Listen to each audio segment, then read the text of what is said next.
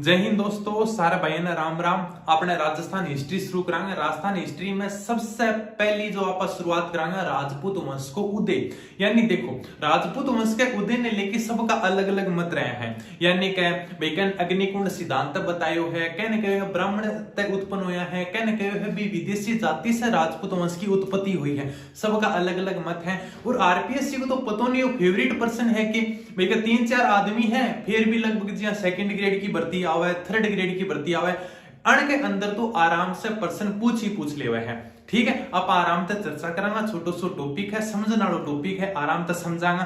भाई देखो, यानी कि आज भी देखो अपने मत सबका अलग अलग है। यानी अभी देखो पीछे अक्षय कुमार की फिल्म आ रही थी पृथ्वीराज चौहान थर्ड के ऊपर जो बन रही थी, बैंक के ऊपर भी मतभेद हो गया। कभी पृथ्वीराज चौहान की उत्पत्ति कोई गुर्जर बतावा है, कोई वो अलग समाज से जोड़े है, कोई दूसरे समाज से जोड़े है। तो ये मतभेद आज भी चल रहे हैं और प्राचीन समय में भी भैया अलग अलग कवि हैं। तो कहने राजपूत वंश की उत्पत्ति, अब जी कर्नल जेम्स टोड बोलियो कभी राजपूता की उत्पत्ति तो विदेशियों से हुई है।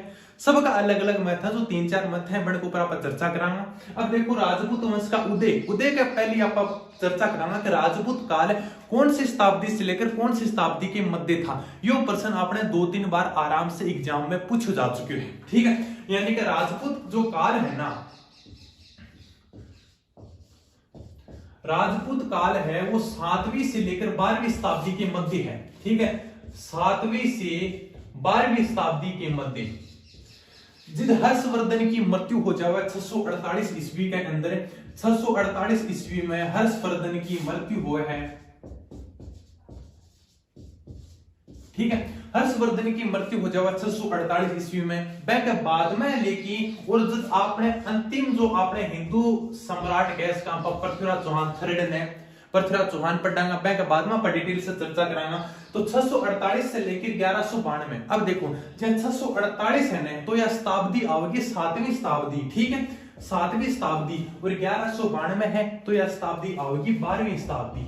ठीक है, अब दे मैंने बताओ कि भाई क्या कमेंट करके अगर मैं कह दूं कि 950 है तो बताओ भैया कौन सी शताब्दी है या 10वीं शताब्दी है। ठीक है, तो शताब्दी अत्र आपने याद करनी हो, याद की में करनी कोनी है, याद करने वाली कोई चीज ही कोनी है।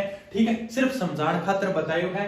तो आपने जो राजपूत काल है 7वीं से 12वीं शताब्दी के मध्य राजपूत काल है, यो एग्जाम में 2-3 बार प्रश्न पूछो जा चुके हैं। ठीक है, तो हर्षवर्धन की मृत्यु, वही हर्षवर्धन की बात कर रहे हैं जय के समय चीनी यात्री हेनसांग भारत में आयो थो, जन पुस्तक लिखी थी सीयू के जन यात्रियों का राजकुमार कहे वहां। और वह के बाद में 1192 में वही तराइन को युद्ध है, जय के बाद में हिंदू की सत्ता अपने हिंदुत्व की सत्ता समाप्त हो जाए पृथ्वीराज चौहान थर्ड के बाद में। जो एक बात खातर पृथ्वीराज चौहान थर्ड ने अंतिम हिंदू सम्राट गए हो गए है। अब कमेंट करोगा कि सर पृथ्वीराज चौहान थर्ड के बाद में भी तो आपने राजस्थान की धरती के ऊपर राणा सांगा महाराणा प्रताप जैसा वीर योद्धा जन्म लियो है, तो यो अंतिम हिंदू सम्राट कतना थो।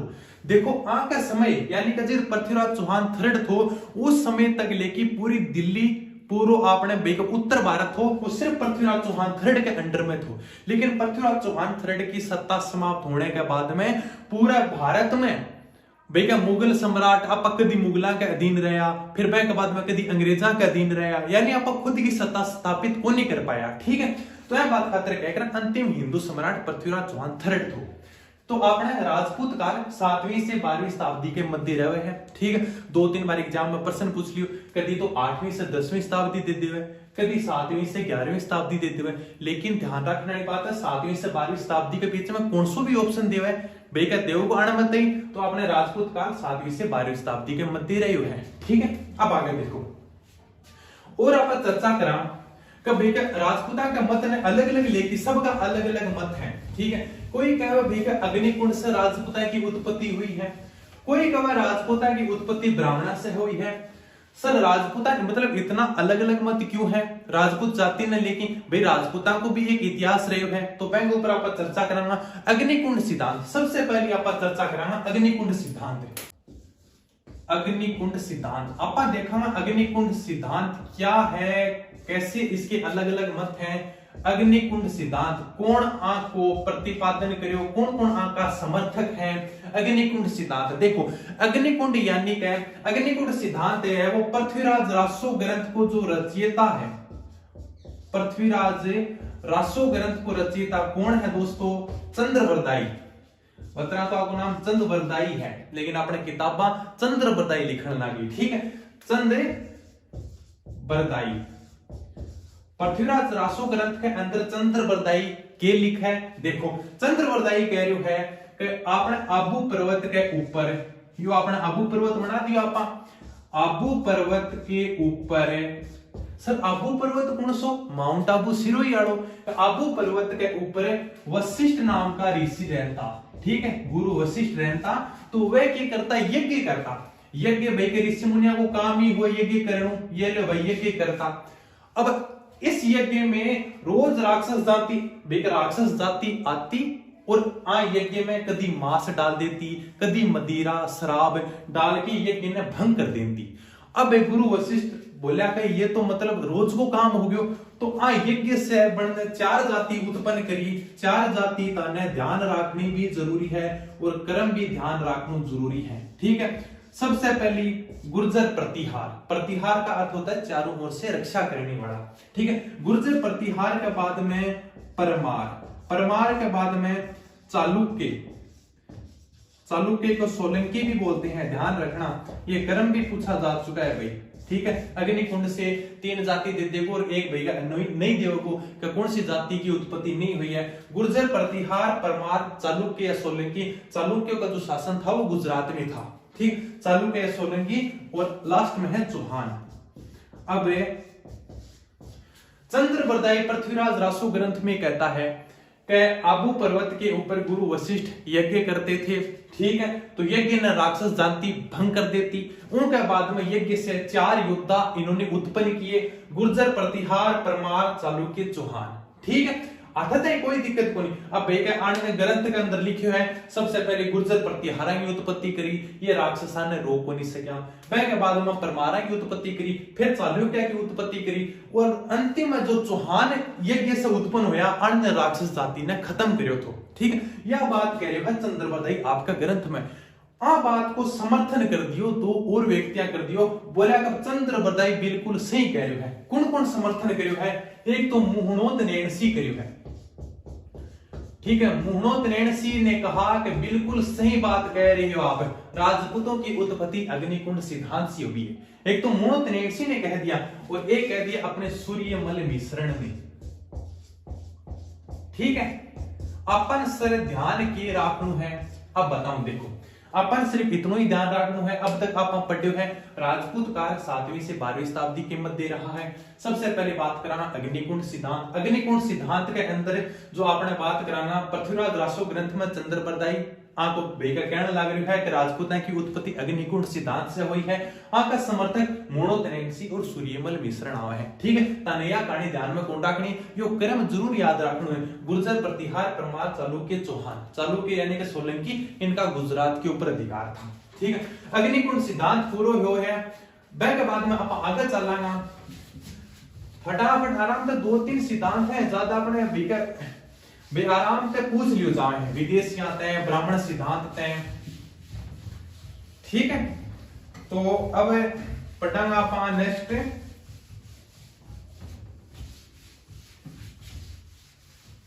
अग्निकुंड सिद्धांत के बाद में जो सबसे ज्यादा मत प्रचलित मत है या सबसे ज्यादा जो मत को समर्थन करे हुए है वो 2 नंबर पे है कि राजपूत है वो प्राचीन क्षत्रियों की संतान है। ठीक है, राजपूत क्या है?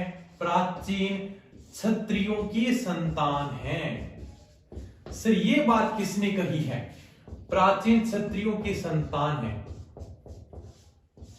प्राचीन क्षत्रियों की संतान है, ये बात कही है पंडित गौरीशंकर हीरानंद ओझा, जो राजस्थान के प्रथम पूर्ण इतिहासकार हैं।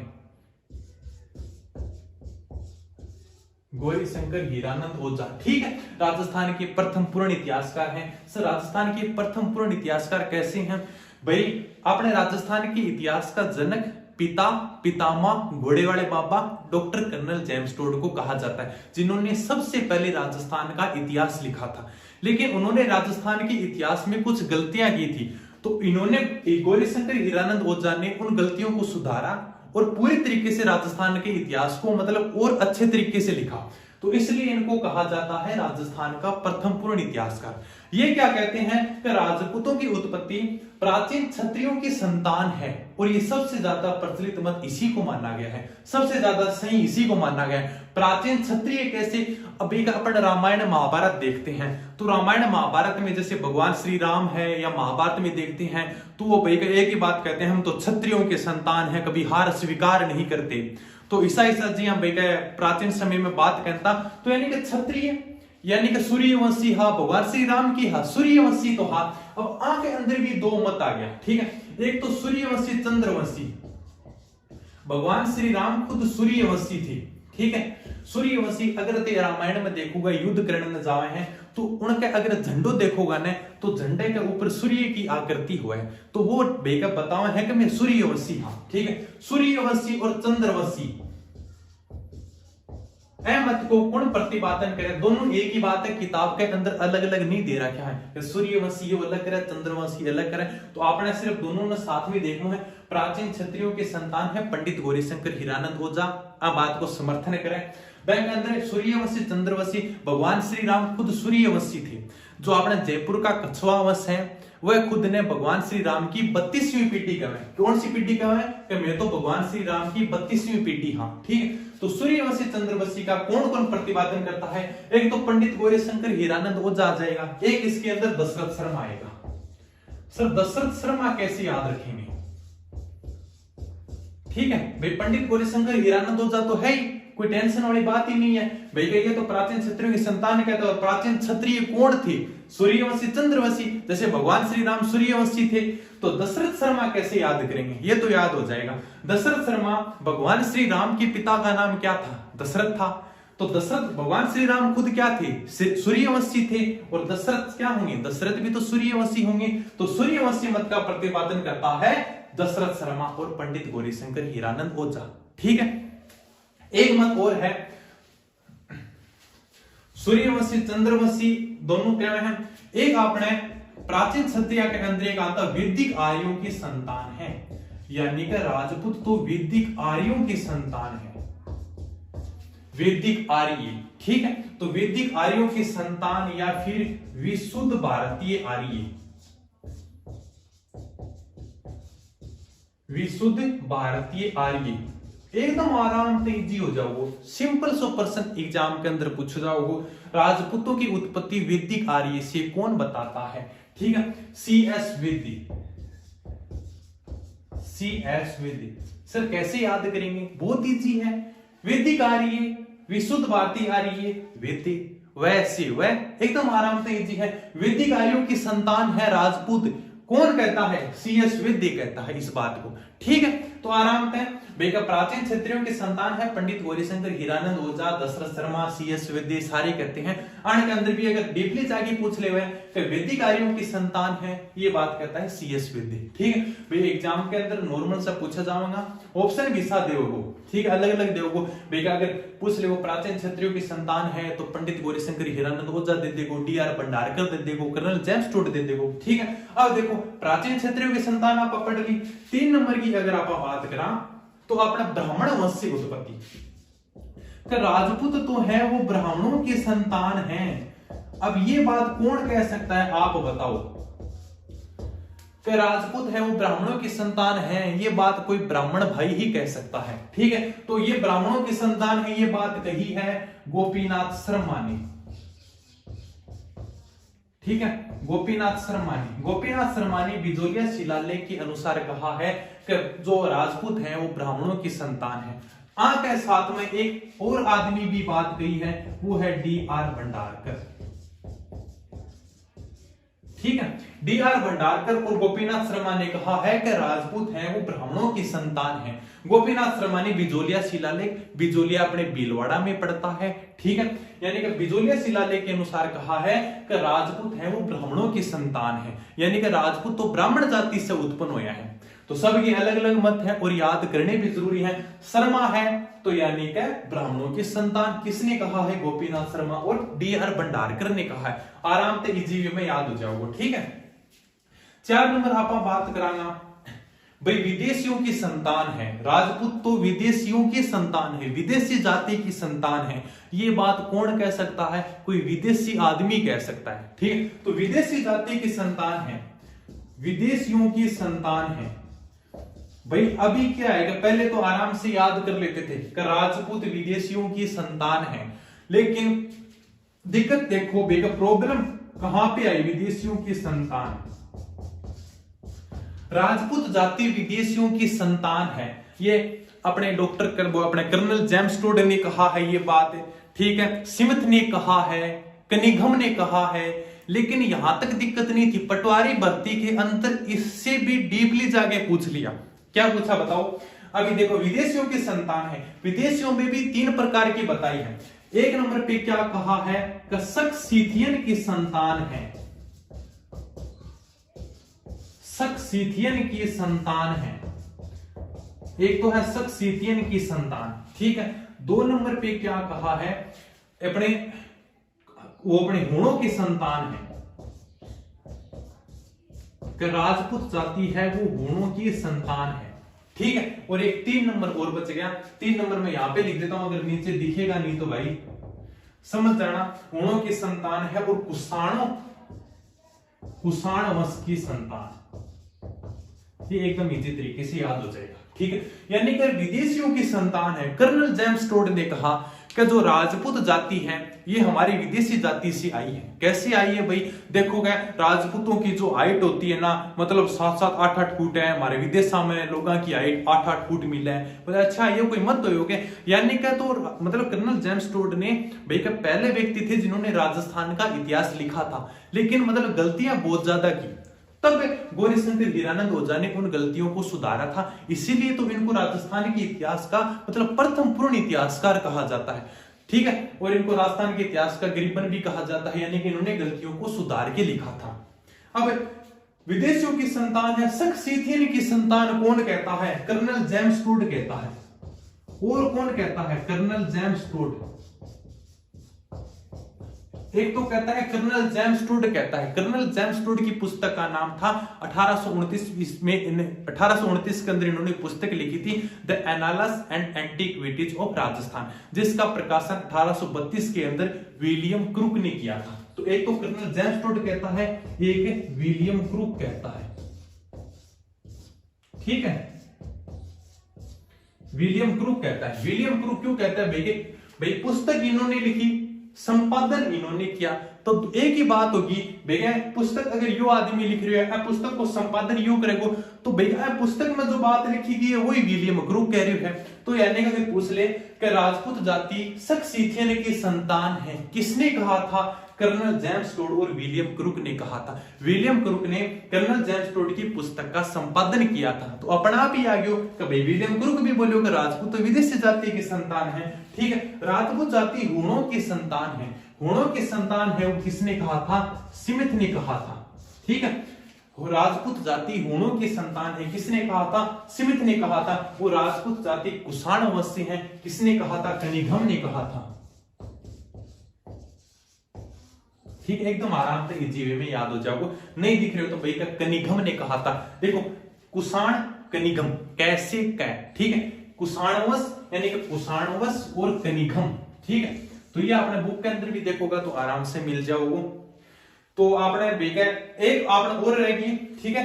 तो विदेशियों की संतान है। फिर एक मत और आयो, बोलोगे भाई क्या कि क्यों लड़ाई करने लग रहा हो? राजपूत जाति तो मिश्रित है, यानी सबसे मिलकी बनेड़ी है, ठीक है। भाई लड़ाई में कोई कुछ नहीं रखा है। लड़ाई में राजपूत जाति की उत्पत्ति तो मिश्रित सिद्धांत से हुई है। तो मिश्रित सिद्धांत से जो राजपूत जाति की उत्पत्ति बतावा है, ठीक है, 5 नंबर, यानी कि मिश्रित सिद्धांत।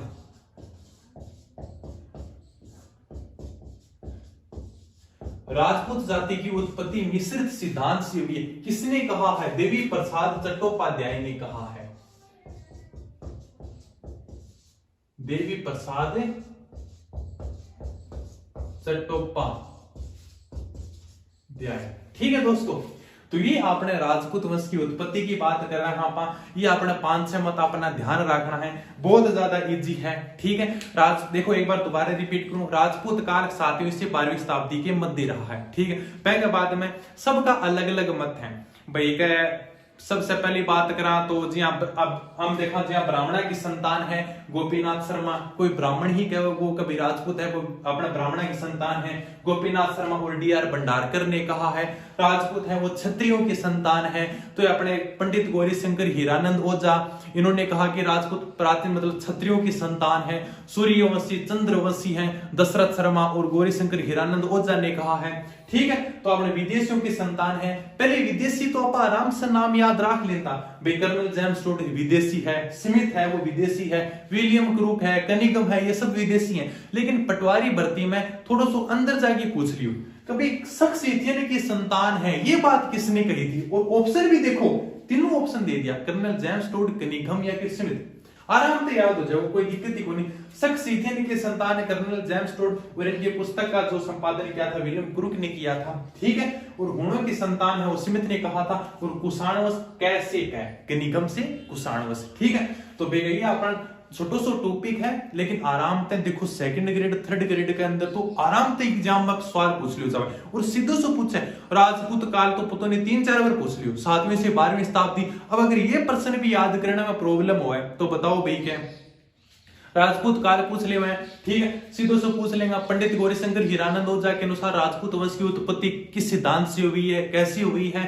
ठीक है, तो ये अपना नॉर्मल सा प्रश्न है, ध्यान रखियो और आराम से याद कर लियो, ज्यादा बड़ा टॉपिक भी कोनी। तो अपने भैया राजस्थान ने हिस्ट्री की शुरुआत हो चुकी है। अब आप आगे नेक्स्ट टॉपिक है वो अपने अजमेर का चौहान पटांग। देखो भैया मत सबका अलग अलग है, आज से कोनी प्राचीन समय से सबका अलग अलग मत चलता आ रहा है भाई। अभी देखो पृथ्वीराज चौहान 3 की मूवी बन रही थी, बैंक ऊपर भी इतना हंगामो कर रहे हैं कि भाई क्या पृथ्वीराज चौहान तो पता नहीं कि गुर्जर थे, अलग समाज से थे, कोई जाट थे, राजपूत थे।